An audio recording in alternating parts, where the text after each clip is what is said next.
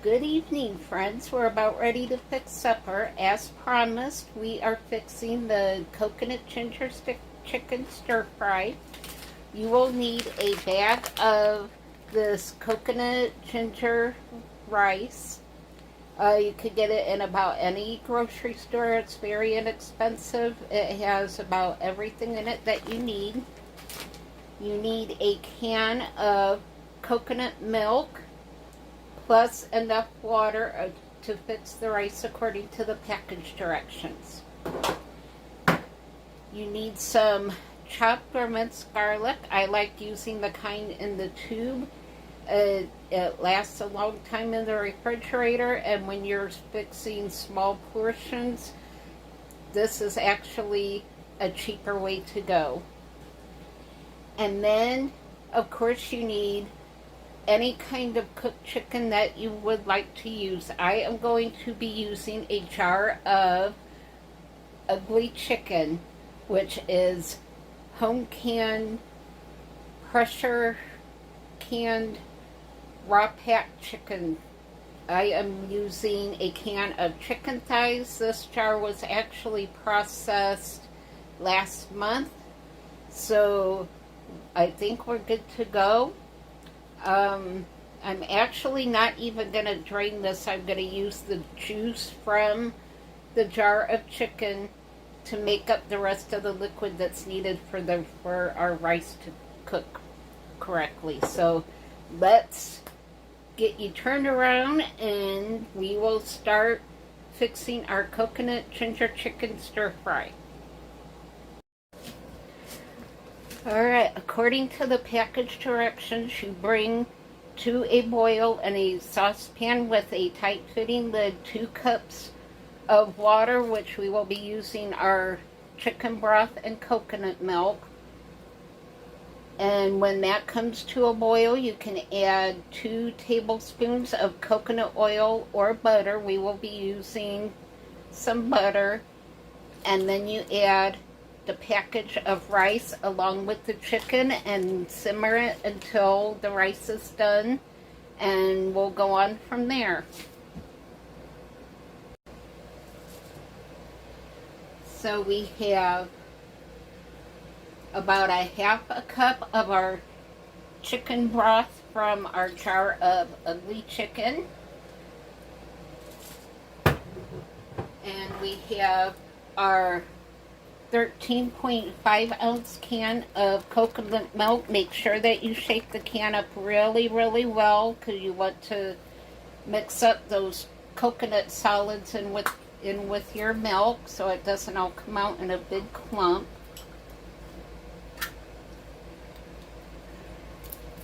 And you just mix that in there. And we will turn our stove on, put our lid on, and I will bring you back when we're done. And the black that you see in with the milk is just some pepper that was in with the chicken when I processed the chicken. So it's already been salted and peppered, so we don't have to add any of that. So I will bring you back when our pan is at a low simmer.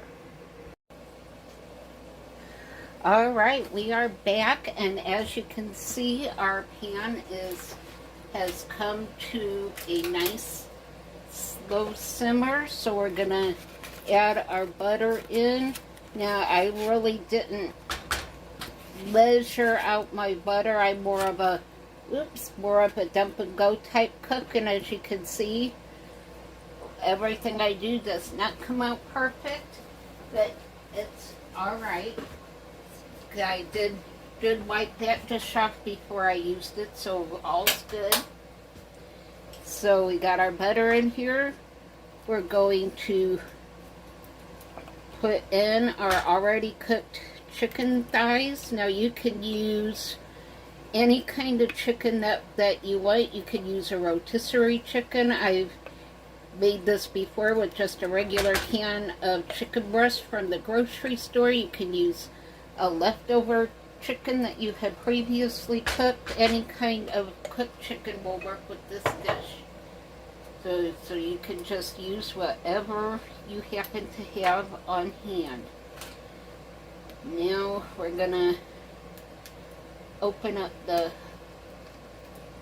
garlic. I should have taken the little foil piece off of it earlier.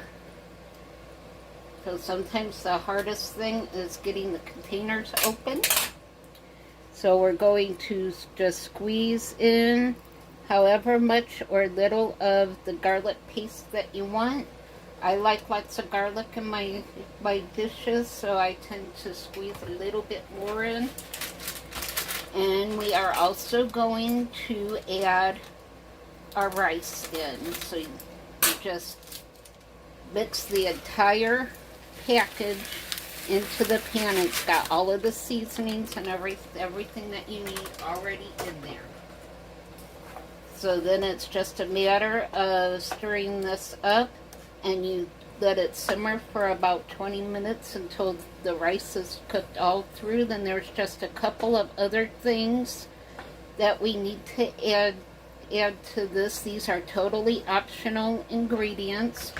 I like to mix a little bit of egg in with my stir fry, and I'm also going to mix it just a little bit of sour cream because I have some in my refrigerator I need to be using up. So we're going to add that in there after we get done cooking it. So I'll bring you back when the rice is done and we move on to the next step. Alright, we're back. You can see the water and that coconut milk is now pretty much completely gone, and we're actually starting to get some color on here. So at this point, you want to just leave it in a single layer and let that get a good crust on the bottom. And I'm telling you, y'all, it smells so good in here right now. You can smell the coconut, you can smell the ginger and the other spices that were in with the rice. You can smell that garlic paste that we put in there, and it just is really smelling good. I can't hardly wait for this to get done. So I'll bring you back when we get a little bit more color on this. Alright, you can see we're already getting some of those nice crispy bits on the bottom. The chicken has a little bit of color to it. So now this next part, as I said, is completely optional. If you like it, add it. If you don't like it, don't add it. I am going to add 2 beaten eggs into my stir fry. We're just gonna let these cook into the rice, and it's gonna just give it a little extra protein, and it will just help it stick together a little bit. But if you're a vegetarian or don't like eggs, you can always leave this part out. And this is cooking up very nicely. In fact, we're almost done here, and this took pretty much about 30 minutes to do. So this is a 30-minute one-pot meal. No fuss, no muss, and I tell you what, my mouth is really watering. It smells so good in here right now. I can hardly wait to dig into this. You can see how fast the egg has cooked up and has melded into the rice, and it's just gave it a little bit of extra body to it and a little bit of extra protein. I love putting egg in with my stir fries. But I think we are going to call this done. So then you just turn the heat off, and one last, oops, I almost forgot to add in my sour cream. This again is an optional ingredient. I'm just adding it in because I have it and need to use it. So I'm just doing maybe a half a cup.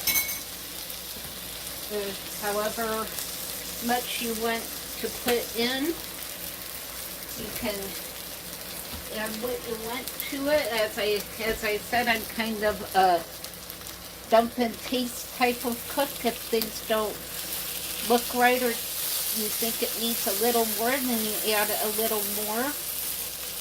You always start out with less is more, and then if you need more, you can add more. You can see that sour cream is just mixing up really well with that rice and the chicken. I love having jars of ugly chicken on the shelf, and that's just something that people who started canning on YouTube has called the chicken because it doesn't look pretty in the jars or when it's on the shelf. But I'll tell you what, this is some of the best chicken you will ever taste. It is so tender and so juicy. Way better than rotisserie chickens. And now the last optional ingredient I'm going to add is just a little sprinkle of parsley to give it a little bit of color. You can do fresh parsley, you can do dried parsley. You don't have to do any parsley at all. And this is done. It looks and smells amazing. I cannot wait to taste it.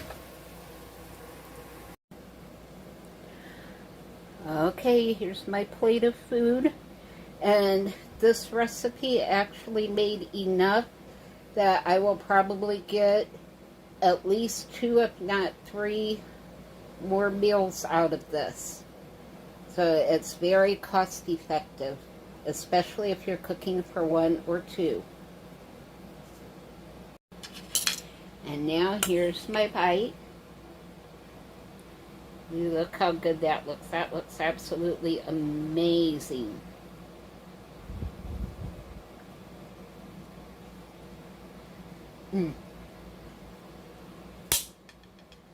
Drop the fork. This is slap your mama good. And I tell you what, very easy to put together. About 30 minutes, one pan. No muss, no fuss supper. And this is absolutely amazing. So if you like this video, please like, share, subscribe, hit the little notification bell so you know when I put new content out. I intend to do at least a couple videos a week, as many as I can. So again, this is Lori's Thrifty Kitchen Pantry, and I am going to go and enjoy my coconut ginger chicken stir fry. Good night, everyone.